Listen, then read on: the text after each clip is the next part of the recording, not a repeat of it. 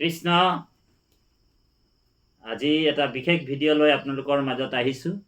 জুবিনৰ সমাধি ক্ষেত্ৰত কি হৈছে? জুবিনৰ সমাধি ক্ষেত্ৰত জুবিনৰ আজি সমাধি ক্ষেত্ৰত লাখ লাখ হাজাৰ হাজাৰ মানুহ আজিও কিয় ইমান জুবিনৰ কাৰণে সমাধি ক্ষেত্ৰলৈ আহিছে আৰু জুবিনৰ সেই সমাধি ক্ষেত্ৰকে দৰ্শন কৰে। দৰ্শন কৰি নিজৰ হৃদয়ৰ যি দুখ, সেই গভীৰ দুখ তেওঁলোকে সান্তনা দিবৰ কাৰণে দূৰ দূৰণিৰ পৰা আহিছে। আৰু তাতেই যেন আমি জুবিনক লগ পাওঁ সেই সমাধি ক্ষেত্ৰত, সেই অভিলাষ লৈ সেই সমাধি ক্ষেত্ৰলৈ যায়। আৰু দুই এজন জুবিনৰ অনুৰাগী ভক্তই জুবিনৰ কাৰণে দান বৰঙণিও দিছে সেই স্থানত, যাতে এই সমাধিটো ভালকৈ নিৰ্মাণ হয়। সমাধি ক্ষেত্ৰত যাতে জুবিনে সদায় হিয়াৰ আমঠু জীয়াই থাকে, সেই আশাৰে সেই দান বৰঙণিবিলাক তাত দি আছে। আৰু তাত লাখ লাখ টকা পইচা উঠিছে, দান বৰঙণি উঠিছে। কিন্তু এচামে আকৌ সেই দান বৰঙণিবিলাক কেনেকৈ আত্মসাৎ কৰিম বুলি ভাবিছে, কেনেকৈ নিজৰ পকেটত ভৰাই এটা দালাল, এটা বেপাৰ কৰিবলৈ, মানে বেপাৰ নিচিনা এটা মনত সংকল্প লৈ কথাবিলাক কামবিলাক কৰি আছে। আমি দেখিলোঁ আজি কনফাৰেঞ্চ এটা হৈছে জুবিনৰ সমাধি ক্ষেত্ৰত।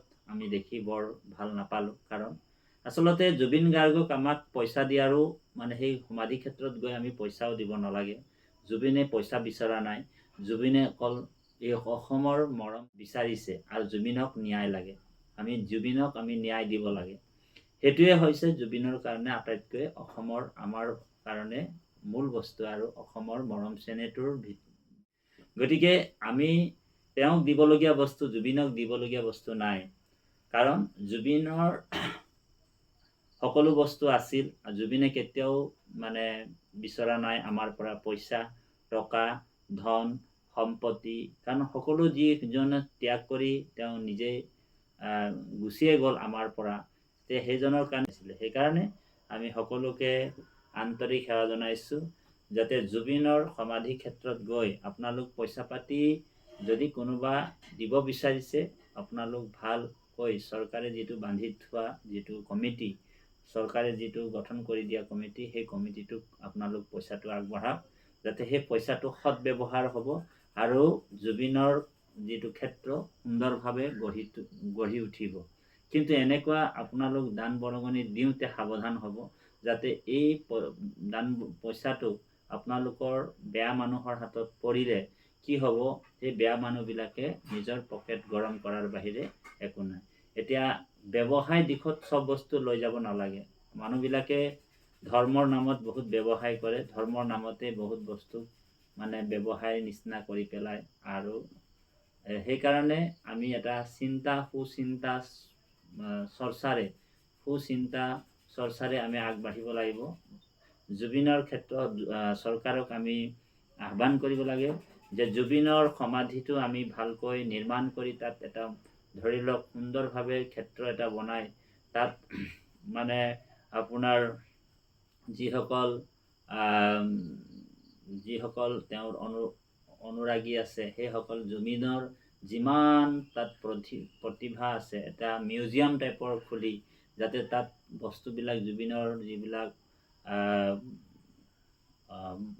নিজৰ ব্যক্তিগত জীৱনত যিবিলাক বস্তু তেওঁ পৰিধান কৰিছিল, সেইবিলাক বস্তু তেওঁৰ সেই সমাধি ক্ষেত্ৰটোত মিউজিয়াম নিচিনা কৰি যাতে সুন্দৰভাৱে থাকে, সেই কাৰণে আমি দান বৰঙণিবিলাক দিব লাগে।